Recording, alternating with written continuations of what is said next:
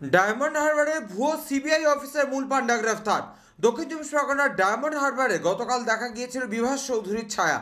Diamond হারবারে court পাড়াতে একটি বাড়ি ভাড়া নিয়ে 5 প্রতারক খুলে বসেছিল কেন্দ্রীয় এজেন্সির বিভিন্ন দপ্তর।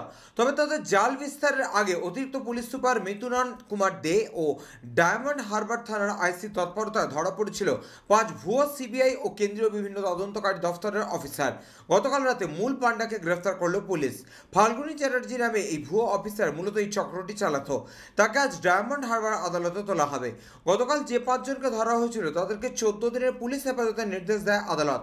আজ পুনরায় ফাল্গুনী চ্যাটার্জিকে পুলিশ হেফাজতে নিয়ে কজনকে মুখোমুখি বসিয়ে জিজ্ঞাসাবাদ চলবে। উল্লেখ্য, ডায়মন্ড হারবার কোর্টপাড়ায় একটি বাড়ি ভাড়া নিয়ে অফিস করার 2-3 দিনের মধ্যে প্রশাসন জানতে পারে এখানে একটি ভুয়ো কেন্দ্রীয় এজেন্সির দফতর খোলা হয়েছে। তারপরে অতিরিক্ত পুলিশ সুপার মিথুন কুমারদের নেতৃত্বে সাদা পোশাকের পুলিশ থাকে নজরদারিতে। সবেমাত্র 2-4 জনের কাছ থেকে যখনই 5,000, কারোর কাছ থেকে 10,000 টাকা প্রতারণা করা শুরু করেছে, বিশেষ করে ব্যবসায়ী কোনো প্রমোটার, কোনো ডিসপিউট ল্যান্ডের মালিক, তখনই তাদের দ্বারা অভিযোগ হয় ডায়মন্ড হারবার থানায়। আর অভিযোগ পাওয়ার পরেই বিশাল পুলিশ বাহিনী গিয়ে ঘিরে ফেলে নকল কেন্দ্রীয় এজেন্সির দপ্তর। গ্রেফতার হয় 5 সিবিআই অফিসার, যারা প্রত্যেকেই দক্ষিণ চব্বিশ পরগনার বাসিন্দা।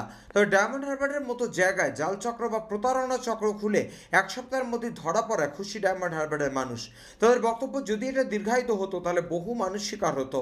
তবে নকল সিবিআই দফতরের আধিকারিক কিছুদিন আগে ধরা পড়ে বিভাস অধিকারী। এটা তার শাখা কিনা সেটাও তদন্ত করে দেখছে ডায়মন্ড হারবার থানার পুলিশ। এর সঙ্গে আরও যদি কেউ জড়িত থাকে পুলিশ তাও খতিয়ে দেখছে। পুলিশ ওই ঘরটিকে সিল করে দিয়েছেন। আজ পুনরায় একজন গ্রেফতার হয়। গ্রেফতারের সংখ্যা বাড়ল 6। দক্ষিণ চব্বিশ পরগনা থেকে বাবু প্রামাণিকের রিপোর্ট, চ্যানেল 24/7।